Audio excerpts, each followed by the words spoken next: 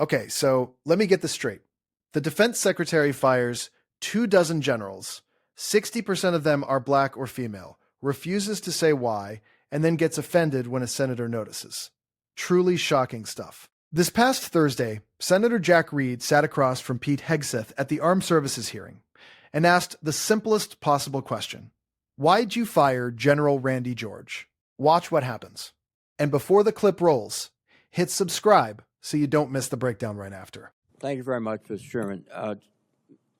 Mr. Secretary, you recently fired the Army Chief of Staff, General Randy George, who's one of the most distinguished and decorated officers of his generation.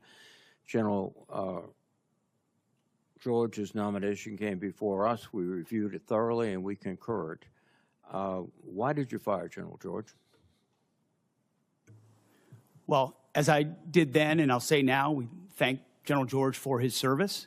And out of respect to him and other officers, we never talk about the nature of why certain officers are asked to step down.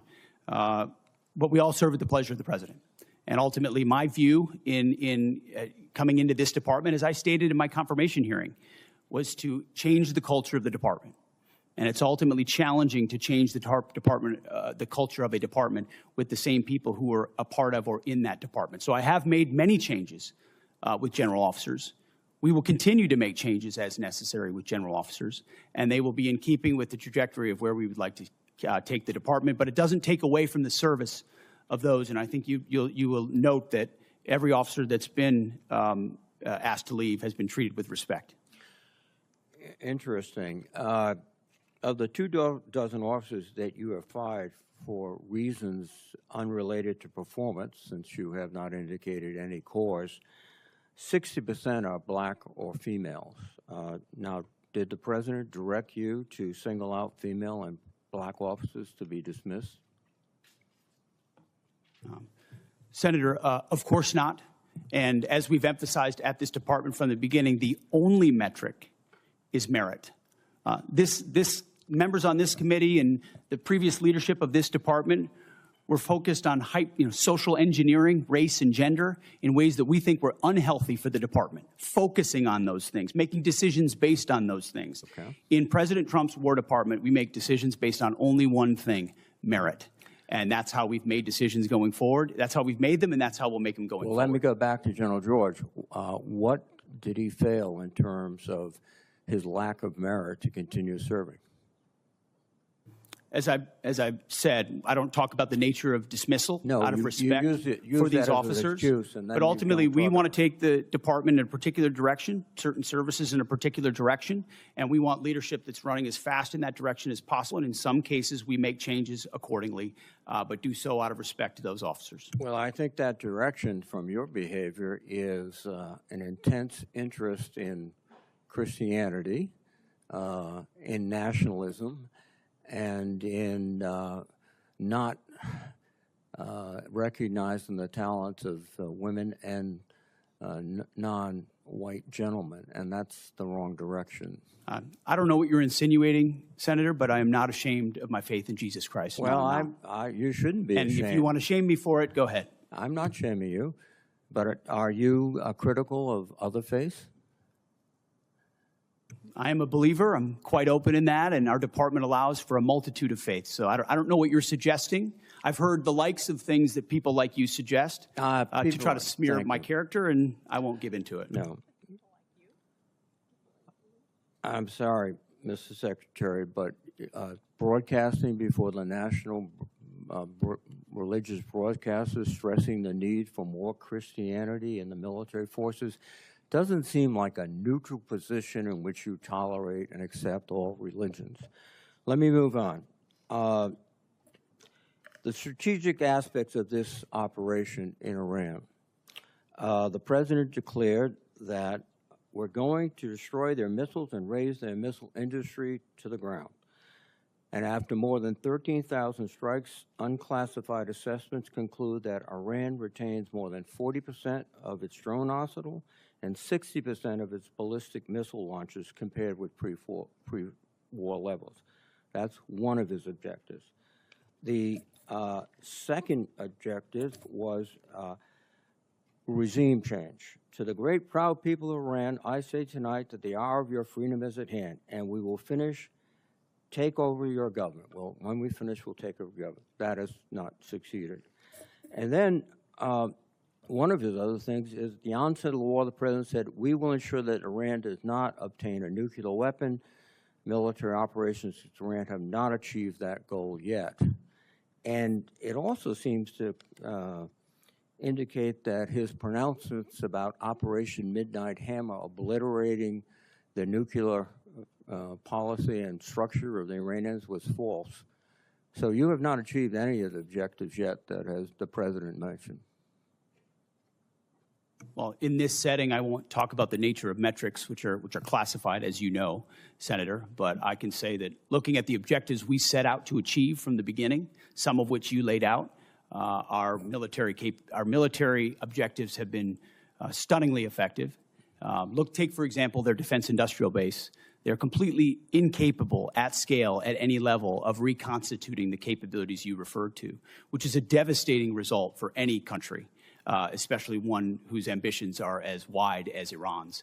So we've put the president in a very strong position to ensure Iran never gets a nuclear weapon. That's the takeaway that's been underneath every single aspect of this. For 47 years, Iran's trying to blackmail its way to a nuclear weapon. They were closer than ever before because of bad deals under previous administration. President Trump was willing to do something about it and not allow their conventional missile shield. That's the North Korea strategy. That's, to be clear, what Iran was pursuing.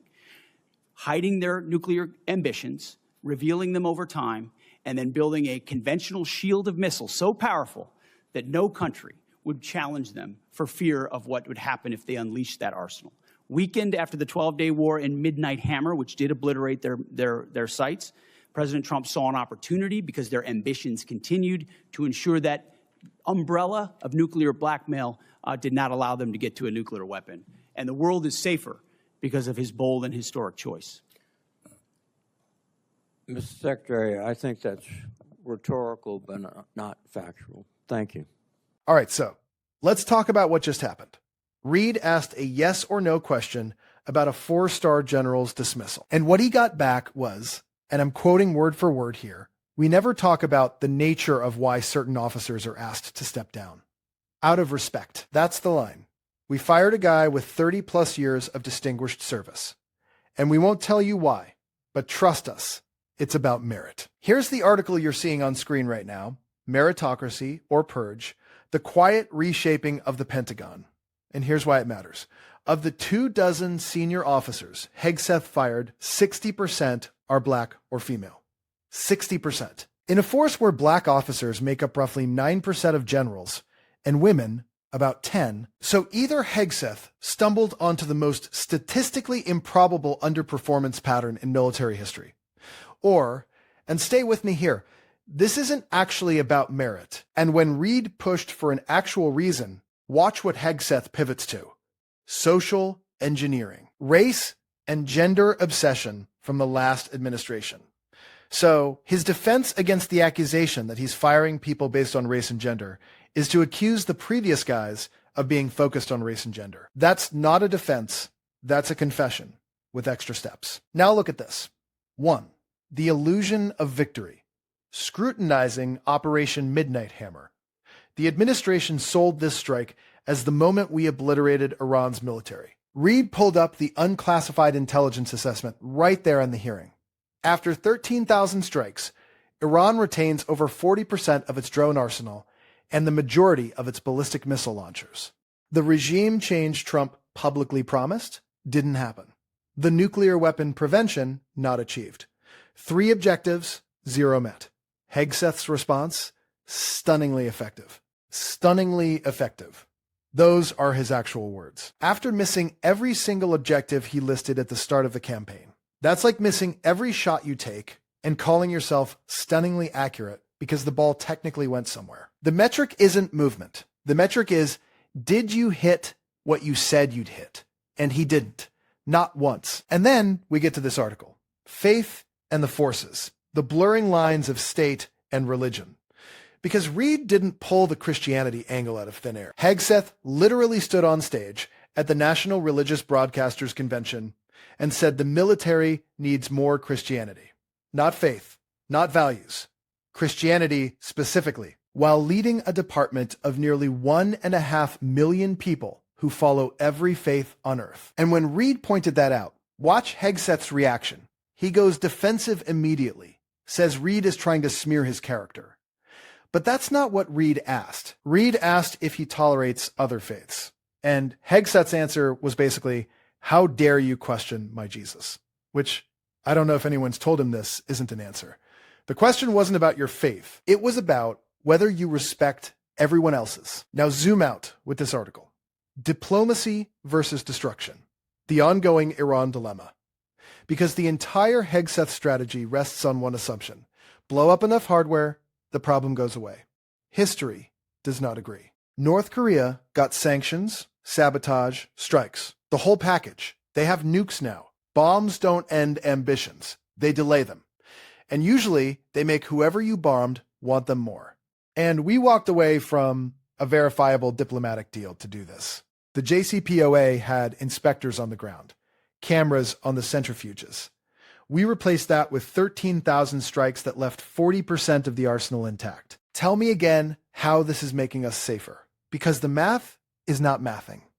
And finally, the article that ties this whole thing together, evasion and accountability in the Defense Department. Because every time Reed asked something specific, Hegseth deflected. Why was George fired? Out of respect, can't say. What was the merit issue? We want to take the department in a direction. Why? 60% minorities. It's about merit, which we won't define. That's not leadership. That's a press release in human form. So here's the line. If someone tries to defend this, here's what you tell them. 60% of the fired generals are minorities or women. 3 Iran objectives, 3 failed. The defense secretary won't define merit, won't justify firings, and preaches Christianity to a military that isn't all Christian. That's not strategy. That's a takeover with a flag pin. If this broke it down for you, hit like, subscribe, share it with someone who needs to see it. I'll see you in the next one.